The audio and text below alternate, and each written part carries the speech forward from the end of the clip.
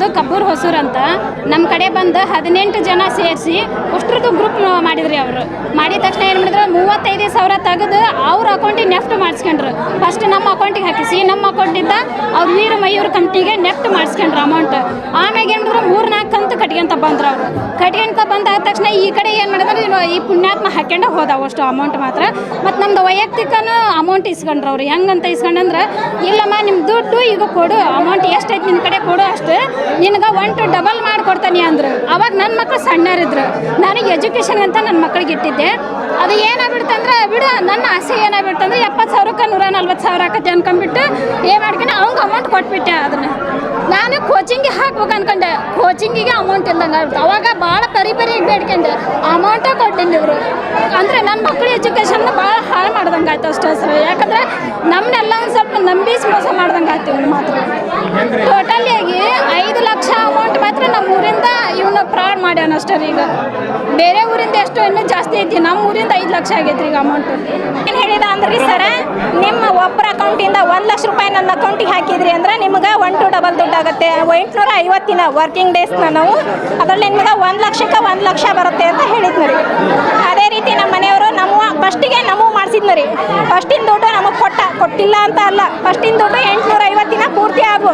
ನಮ್ಮ ಮನೆಯವರು ಏನು ಮಾಡಿದ್ರು, ನಮ್ಮ ಮನೆಯವ್ರಿಗೆ ಇವನೇನು ಹೇಳಿದ ಅಂದರೆ ನಿಮಗೆ ಕಮಿಷನ್ ಕೊಡ್ತಾನೆ, ಇನ್ನೂ ಜಾಸ್ತಿ ನನಗೆ ನನ್ನ ಕಂಪ್ನಿ ಟ್ರಾನ್ಸಾಕ್ಷನ್ ಆಗಬೇಕು, ನನ್ನ ಕಂಪ್ನಿಗೆ ನೀನು ಬೆಳೆಸಂತ ಹೋದಂಗೆಲ್ಲ ನಿನಗೆ ಸಂಬಳ. ಆದರೆ ಇದುವರೆಗೆ 1 ರೂಪಾಯಿನೂ ಸಂಬಳ ಕೊಟ್ಟಿಲ್ಲ ಇವನು. ಕೊಡ್ತೇನೆ ನಿಮಗೆ ಸಂಬಳನ, ನೀವು ವರ್ಕಿಂಗ್ ಡೇಸ್ ಮುಗಿಯೋದ್ರೊಳಗೆ ನನಗೆ ಸಂಬಳ ಬರುತ್ತೆ, ನಿನವೆಲ್ಲ ದುಡ್ಡು ಕೊಡ್ತೇನೆ ನಾನು, 1 to ಡಬಲ್ ದುಡ್ಡು ನಿನಗೆ ಬರುತ್ತೆ ಅಂತ ಹೇಳಿದ ಸರ್. ನಮ್ಮ ಮನೆಯವರು 5 ಲಕ್ಷ ರೂಪಾಯಿ ಮನೆ ಮೇಲೆ ಲೋನ್ ಮಾಡಿದ್ರಿ ಸರ್. ಆ ದುಡ್ಡನ್ನು ಇವನಿಗೆ ಹಾಕಿದ್ರು.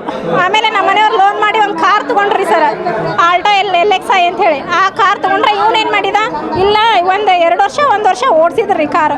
ಆಮೇಲೆ ಇಲ್ಲ ಸ್ವಾಮಿ ನೀನು ಲೋನ್ ಮಾಡಿ ಮತ್ತೊಂದು ಕಾರ್ ತಗೋ ಅಂದ. ಆಮೇಲೆ ಅವರು ಬೇರೆ ಕಾರ್ ತೊಗೊಂಡ್ರಿ. ತೊಗೊಂಡಾದ್ಮೇಲೆ ಇವನೇನು ಮಾಡಿದ, ಆಯ್ತು ರೀ ಮೇಡಮ್ಮ ಸರಿ ಮಾಡ್ತೀವಿ, ಹಾಗೆ ಹಿಂಗೆ ಸರಿ ಮಾಡ್ತೀನಿ. ಆಮೇಲೆ 2020ರಲ್ಲಿ ಲಾಕ್ಡೌನ್ ಆತ್ರಿ.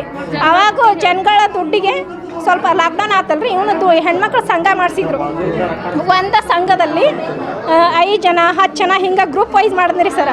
ಅದರಂತೆ ನಮ್ಮ ಮನೆಯವರು 250 ಜನ ಹೆಣ್ಮಕ್ಳದ್ದು ಸಂಘ ನಮ್ಮೂರಲ್ಲೇ ಒಂದಿಷ್ಟು ಗ್ರೂಪ್ಗಳನ್ನು ಕಟ್ಟಿ ಸಂಘ ಮಾಡಿದ್ರಿ. ಇವನು ಆ ಹೆಣ್ಮಕ್ಳಿಗೆ ಏನು ಆಶ್ವಾಸನೆ ಕೊಟ್ಟ ಅಂದರೆ, ನಿಮ್ಮದು ನೀವು ನನಗೆ ಲೋನ್ ತೆಗೆಸ್ಕೊಟ್ರಿ ಅಂದರೆ ನಾನು ನಿಮ್ಗೆ ಪ್ರತಿ ತಿಂಗಳು ನಿಮ್ಮ ಲೋನ್ನ ನಾನು ಕಟ್ಕೊತ ಹೋಗ್ತೀನಿ, ಮತ್ತು ನಿಮ್ಗೆ 750 ರೂಪಾಯಿ ಲಾಭಾಂಶ ಕೊಡ್ತೀನಿ ಅಂತ ಹೇಳ್ದ. ತಿಂಗಳ. ಅದೇ ರೀತಿ ನಮ್ಮ ಮನೆಯವರು ಇದರಲ್ಲಿ ಆಯಿತು ಮಾಡ್ತೀನಿ ಅಂತ ಹೇಳಿದ್ರಿ. ಮಾಡ್ತೀನಿ, ಏನೋ ಒಂದು ನನಗೆ ಒಳ್ಳೇದಾಕತ್ತಲ್ಲ, ನನ್ನ ಅಪ್ಪ ಅಮ್ಮ ಕಾದಿದ್ರು ನನ್ನ ಕಷ್ಟ ಪಟ್ಕೊಂಡೇ ಬಂದನಿ, ಈಗ ಏನೋ ನನ್ನ ಜೀವನ ಚೆನ್ನಾಗಿರ್ತೈತಿ, ನನ್ನ ಮಕ್ಕಳು ಚೆನ್ನಾಗಿರ್ತಾರ ಅಂತ ಹೇಳಿಬಿಟ್ಟು ಸರಿ ಆಯಿತು ಮಾಡ್ತೇನೆ ರೀ ಗೌಡ್ರೆ ಅಂದ್ರೆ ಅಷ್ಟು ನಂಬಿಸಿದ್ದರಿ. ನಂಬಿಸಿ ಕುತ್ತಿಗೆ ಕೊಯ್ದ.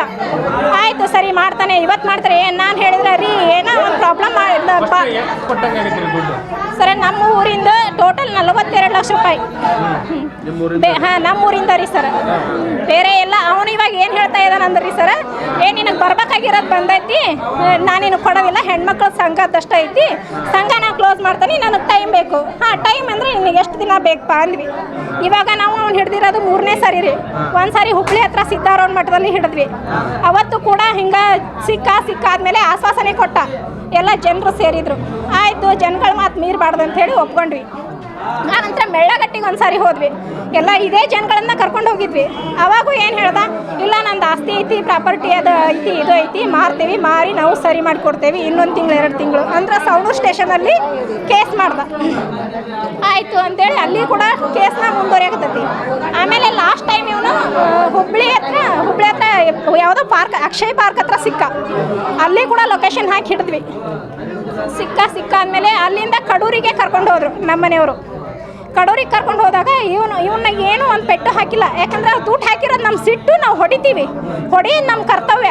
ಯಾಕಂದರೆ ಜನಗಳು ನಮಗೆ ತೊಂದರೆ ಕೊಡೋದ್ರಿಂದ ನಾವು ಅವನಿಗೆ ನಮ್ಮ ಮನೆಯವ್ರು ಹೊಡೆದಿಲ್ಲ, ನಮ್ಮ ಮನೆಯವ್ರ ಜೊತೆಗೆ ಹೋಗಿರೋರು ಕೈ ಮಾಡಿರೋ ಸತ್ಯ. ಅದಾದಮೇಲೆ ಇವನೇನು ಮಾಡಿದ, FIR ಹರಿಸ್ತಾ. ನನ್ನ ಗಂಡನ ಮೇಲೆ.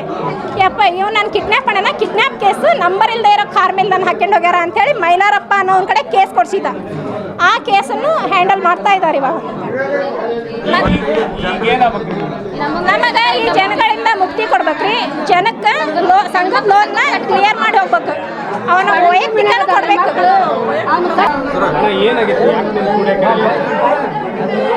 2022ರಾಗ ನಾವೊಂದು ಸಂಸ್ಥೆ ಮಾಡಿದ್ವಿ, ವೀರಮಯೂರ್ ಅಂತ ಸಂಸ್ಥೆ. ಆ ಸಂಸ್ಥೆ ಮಾಡಿದಾಗ ನಮಗೆ ಈ ಸಂಘ ಸಂಸ್ಥೆಗಳಿಂದ ದುಡ್ಡು ಕಳಿಸಿದ್ವಿ. ಎಲ್ಲರದ್ದು 75% ದುಡ್ಡು ಕಟ್ಟಿದ್ವಿ. ಸೊ ನಮ್ಮ ಬೇರೆ ಒಂದು ಷೇರು ಮಾರುಕಟ್ಟೆ ಲಾಸ್ನಿಂದ, ಬೇರೆ ಇದರಿಂದ ಕೊರೋನಾ ಎಫೆಕ್ಟಿನಿಂದ ಕಂಪ್ನಿ ಹಾಳಾಯ್ತು. ಹಾಳಾದ ಕೂಡಲೇ ನಮ್ಮ ಕಂಪ್ನಿ ಒಳಗಿರೋರೆ ನನಗೆ ಸ್ವಲ್ಪ ಮೋಸ ಆಯ್ತು. ಮೋಸ ಆದ್ಮೇಲೆ ನಾವು ವ್ಯವಹಾರ ಎಲ್ಲ ಮಾಡಲಿಕ್ಕೆ ನಾವು ಹೊರಗಡೆ ಎಲ್ಲ ತಿರ್ಗಾಡಕತ್ವಿ. ನಾನು ತಿರ್ಗಾಡುವಾಗ ಏನಾಯ್ತು ಅಂದ್ರೆ ಕಂಟಿನ್ಯೂಸ್ ಮಾಡುವಾಗ ನನ್ನ ವ್ಯವಹಾರಗಳಿಗೆ ತೇಜೋವಧಿ ಮಾಡಿ ನಾನು ಬೇರೆ ಬೇರೆ ಕಡೆ ನಾನು ವ್ಯವಹಾರ ಮಾಡುವಲ್ಲೇ ನನ್ನ ವ್ಯವಹಾರಗಳು ಹಾಳಾದ ಕೂಡಲೇ ನಾನು ರಿಕವರಿ ಮಾಡೋಕ್ಕಾಗಲ್ಲ. ಎಲ್ಲ ನನಗೇನು ಮೊದಲು ದುಡ್ಡು ಹಾಕ್ಯಾರಲ್ಲ, ಎಲ್ಲರ ದುಡ್ಡುಗಳನ್ನು ನಾನು ಆಲ್ಮೋಸ್ಟ್ ಮೊದಲು ಹಾಕಿದವ್ರದ್ದೆಲ್ಲ ದುಡ್ಡನ್ನು ನಾನು ಆಲ್ಮೋಸ್ಟ್ ಕೊಟ್ಟಿದ್ದೀನಿ. ನನಗದು ಈಗ ಲೆಕ್ಕದ ಪ್ರಕಾರ ನಮ್ಮ ಕಡೆ ಲೆಕ್ಕ ಇಲ್ಲರಿ, ಅದು ಲೆಕ್ಕದ ಪ್ರಕಾರ ಇಲ್ಲ. ಯಾಕಂದರೆ ಕೆಲವಷ್ಟು ಆಗಿದ್ದು ಅಲ್ಲ ಕೊಡಂತಂದಲ್ಲ, ಆಲ್ಮೋಸ್ಟ್ ನಾನು ಎಲ್ಲರೂ ಕೊಟ್ಟಿದ್ದೀವಿ. ಕೊಡಂಥದ್ದು ಅದು ಲೀಸ್ಟ್ ಈಗ ನನ್ನ ಕಡೆ ಇಲ್ಲ. ಏನು 25ನೇ ತಾರೀಕಿಗೆ ನಮ್ಮ ಇಲ್ಲ ರೀ, ನಾನು 40 ಲಕ್ಷ ಅಂತ ಕೊಡೋಂಥದ್ದು ಇಲ್ಲ. ನಾನು ದುಡ್ಡು ಕೊಡೋದು ಎಷ್ಟು ಅಮೌಂಟ್ ಅಂತ ನನಗೆ 25ನೇ ತಾರೀಕಿಗೆ ನಮ್ಮ ಲೀಗಲ್ ಅಡ್ವೈಸರ್ ಎಲ್ಲ ಅದು ಮಾಡ್ತಾಯಿದ್ದೀವಿ. ಅದನ್ನು ಮಾಡಿಕೊಂಡು ಅದು ವ್ಯವಹಾರಗಳನ್ನು ನಾವು ಕ್ಲಿಯರ್ ಮಾಡಿ ವ್ಯವಸ್ಥೆ ಮಾಡ್ತಿದ್ದೀವಿ. ಆಲ್ರೆಡಿ ಈ ಕೆಲವೊಂದು ಸಂಘ ನಾವು ಒಂದು ಷೇರು ಮಾರುಕಟ್ಟೆ ವ್ಯವಹಾರದ ಇದು ಮಾಡ್ಕೊಂಡಿದ್ವಿ. ಎಜುಕೇಷನ್ ಅವರು ಸಂಘ ಸಂಸ್ಥೆಗಳಿಂದ ಗ್ರೂಪ್ ಲೋನ್ ಮಾಡಿ ನಮ್ಗೆ ಕೆಲವೊಂದು ಇಂಡಿವಿಜುವಲ್ಲು ಕೊಟ್ಟಿದ್ರು. ನಮ್ಮ ಗ್ರೂಪ್ ಲೋನ್ ಮಾಡೋದು ಅವ್ರದ್ದು ವೈಯಕ್ತಿಕವಾಗಿ ಅದಕ್ಕೆ ನಾವು ದುಡ್ಡು ಕೊಡ್ಬೇಕಂತ ತೀರ್ಮಾನ ಮಾಡಿದ್ವಿ. ಅಚಾನಕ್ಕಾಗಿ ನಮಗೆ ಕೊರೋನಾ ಎಫೆಕ್ಟು ಮತ್ತು ಷೇರು ಮಾರುಕಟ್ಟೆ ವೇರಿಯೇಟ್ ಜಾಸ್ತಿ ಆಯಿತು. ಇಂಟರ್ನಲ್ ಟ್ರಾನ್ಸಾಕ್ಷನ್ ತುಂಬ ಎಫೆಕ್ಟ್ ಆಯ್ತು. ಆ ಎಫೆಕ್ಟ್ ಆದಾಗ ನನಗೆ ದುಡ್ಡು ಕೊಡಲಿಕ್ಕೆ ಸ್ವಲ್ಪ ವೇರಿಫೇರ್ ಆಯಿತು. ಒಂದು ಸಂಸ್ಥೆ ಕೆಳಗೆ ಬಿದ್ದಾಗ ಮೇಲೆ ಹೇಳೋಕೆ ಕಾಗದ ಪತ್ರದಲ್ಲಿ ಏನು ಮಾಡಬೇಕು ಆ ಸಂಸ್ಥೆ ಸಂಬಂಧ ಭಾಳ ಕಷ್ಟಪಟ್ಟೇವಿ. ಟೋಟಲ್ ಎಷ್ಟು ಅಮೌಂಟ್ ನನಗೆ ಅಷ್ಟೊಂದು ಅಮೌಂಟ್ ನೆನಪಿಲ್ಲ. ಕಟ್ಟೋದು ಒಂದು ಸಂಘ ಸಂಸ್ಥೆಗಳದ್ದು ಕಟ್ಟೋದು ಒಂದು ಪರ್ ಮಂತ್ ಒಂದು 70,000 ಕಟ್ತಿದ್ವಿ. 70ರಿಂದ 80,000. 2 ವರ್ಷಕ್ಕೆ. ಹೌದು 70,000 ಕಟ್ತಿದ್ವಿ. ಅಮೌಂಟ್ ಇಸ್ಕೊಂಡಿದ್ದ ಸರ್ ಒಂದೊಂದು ಕೆಲವೊಂದಿಷ್ಟು ವೇರಿಯೇಷನ್ ಆಗ್ತೈತಿ. ನಮ್ಮ ಕಂಪ್ನಿಯಲ್ಲಿ ಕೆಲಸ ಮಾಡೋರ ಥ್ರೂ ಬಂದಿದ್ದದು, ನನಗೆ ಡೈರೆಕ್ಟಾಗಿ ನನಗೆ ಬಂದಿದ್ದಲ್ಲ, ಕಂಪ್ನಿ ಕೆಲಸ ಮಾಡೋರ ಥ್ರೂ ಬಂದಿದ್ದು. ಸೊ ಅವಾಗ ನಾನು ದುಡ್ಡು ಕೊಟ್ಟಿದ್ದನ್ನು ಹೆಚ್ಚು ಬಡ ಹೆಣ್ಮಕ್ಳು ಏನು ಪರಿಸ್ಥಿತಿ ಹೌದು ಸರ್. ಇಲ್ಲ ಸರ್, ಅದನ್ನೆಲ್ಲ ತೀರ್ಮಾನ ಮಾಡಿದ್ದೀವಿ. ಈಗ ಆಲ್ರೆಡಿ ಕೆಲವೊಂದು ಕಟ್ಟಿದ್ದನ್ನು ಕಟ್ತಾ ಬ್ಯಾಂಕ್ನವ್ರು ಕರೆಸ್ಕೊಂಡು ಕಟ್ಟಾಕತ್ತೀವಿ. ಈಗ ಬರೋ ಸಾಧ್ಯತೆ 25ರಿಂದ ನಾವು ಮತ್ತೆ ರೀಸ್ಟಾರ್ಟ್ ಮಾಡಿ ಅವು ಎಲ್ಲ ಸ್ಟಾರ್ಟ್ ಮಾಡಿ ಅವ್ರಿಗೆ NOC ಕೊಡೋಕೆ ವ್ಯವಸ್ಥೆ ಮಾಡ್ತಾ ಇದ್ದೀವಿ. ಒಂದು ಅದು ಹಳ್ಳಿಗೆ ಅವರೇ ಮಾಡಿದ್ದು. ನನಗೆ ಎಷ್ಟು ಹಳ್ಳಿಗಳು ನನಗೆ ಗೊತ್ತಿಲ್ಲ ರೀ. ಇಲ್ಲ ಒಂದು 6ರಿಂದ 7 ಹಳ್ಳಿಗಳು ಇರ್ಬೋದು. ಬಟ್ ನಾನು ಅದನ್ನು ಡೈರೆಕ್ಟಾಗಿ ನಾನು ಮಾಡಿದ್ದಲ್ಲ, ನಮ್ಮ ಎಕ್ಸಿಕ್ಯೂಟಿವ್ಸ್ ಇದ್ದವ್ರು ಮಾಡ್ಕೊಂಡಿದ್ದದು. ಎಕ್ಸಿಕ್ಯೂಟಿವ್ಸ್ ಇಲ್ಲಿ ಒಳಗಡೆ ಇದ್ದವ್ರು ಇಲ್ಲ, ನಮ್ಮ ಟೀಮ್ನಾಗ ಈಗ ಯಾರು ಇಲ್ಲ ರೀ. ಅವಾಗ ಇದ್ದವ್ರೆ ಅವ್ರು ನಮಗೆ ಮಾಡ್ತಾರೆ. ಒಂದು 3-4 ಜನ 4 ಜನ ಇದ್ರು. ಇಲ್ಲ, ಕೋಟ್ಯಾಂತರ ರೂಪಾಯಿ ವ್ಯವಹಾರ ಇಲ್ಲ. ಈಗ ನಾವು ಎಂತ ಕಟ್ಟಿದ್ರು ಒಂದು 10 ಲಕ್ಷ ರೂಪಾಯಿದಲ್ಲಿ ವ್ಯವಹಾರಗಳೆಲ್ಲ ಮುಗಿದೋಗ್ತವೆ. ಅಲ್ಲ, ಅವ್ರು ಹೇಳ್ತಾರೆ ನೀನು ಶೇರ್ ಮಾರ್ಕೆಟ್ ಮಾಡ್ತಾ ಇದ್ದ ಹೆಣ್ಮಕ್ಳು ದುಡ್ಡು ಸಿಗಲಿಲ್ಲ, LIC ಪಾಲಿಸಿ ಮಾಡಿಕೊಡ್ತೀನಿ. ಕೊಡೋದಿಲ್ಲ ಅಂತ ಹೇಳಿಲ್ಲ ಸರ್. 10 ಲಕ್ಷ ರೂಪಾಯಿದ ಮಾಡಿಕೊಡ್ತೇವೆ ಹೆಣ್ಮಕ್ಳಿಗೆ. ಆಯ್ತು, ತೋರಿಸ್ತೀವಿ ನಾವು. ಅಲ್ಲ, ನಾವು 10 ಲಕ್ಷ ರೂಪಾಯಿ ಕಟ್ಟಕ್ಕೇನು ವ್ಯವಸ್ಥೆ ಮಾಡಿದ್ದೇವಲ್ಲ, ಈಗೇನು ಕಟ್ಟಲಿಕ್ಕೆ ವ್ಯವಸ್ಥೆ ಮಾಡಿದ್ದೇವಲ್ಲ, ಅವು ಬ್ಯಾಂಕ್ನವ್ರ ಜೊತೆಗೆ ಮಾತಾಡಿದ್ದೀವಿ. 10 ಲಕ್ಷದ ಒಳಗಡೆ ನಾನು ಕಟ್ಟೋದು ಮುಗಿತೈತ್ರಿ. ಅವ್ರು ಹೇಳ್ಬೋದು. ಈಗ ನಾನು ಬ್ಯಾಂಕ್ನವ್ರ ಕೊಟ್ಟಾಗ ಎಲ್ಲ ಮಾತಾಡಿ ನಾನು ಮಾತಾಡ್ಕೊಂಡು ಬಂದಿದ್ದೀವಿ. ಎಲ್ಲ ಒಂದು ನಿಮಿಷ ಸರ್, ಅವ್ರು ಕೇಳ್ತಾರೆ ಹೇಳ್ತೀವಿ, ನೀವು ಆಮೇಲೆ ಹೇಳುವಂತ್ರಿ. ಏನ್ರಿ, ನಾವು ಅದನ್ನ ಕಟ್ಟಲಿಕ್ಕೆ ಎಲ್ಲ ವ್ಯವಸ್ಥೆ ಮಾಡಿದ್ದೀವಿ. ಯಾವುದೇ ರೀತಿ ನನ್ನ ಮೋಸ ನನ್ನ ಕಡೆ ಮೋಸ ಈ ಕೇಸ್ ಕೊಡಿಸಿದ್ದಾನೆ. ಈಗ ನಾನು ಇಲ್ಲಿ ಹೇಳೋದಲ್ಲ, ನೀವು ಕೇಸ್ ಕೊಡಿಸಿದ್ದಾನೆ. ಹೆಂಗೆ ಕೇಸ್ ಕೊಡಿಸಿದ್ರಿ? ಯಾಕೆ ಕೇಸ್ ಆಯ್ತು?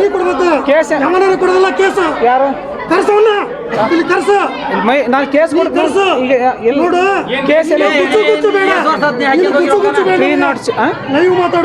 ಲೈವ್ ಮಾತಾಡತ್ತೀನಿ.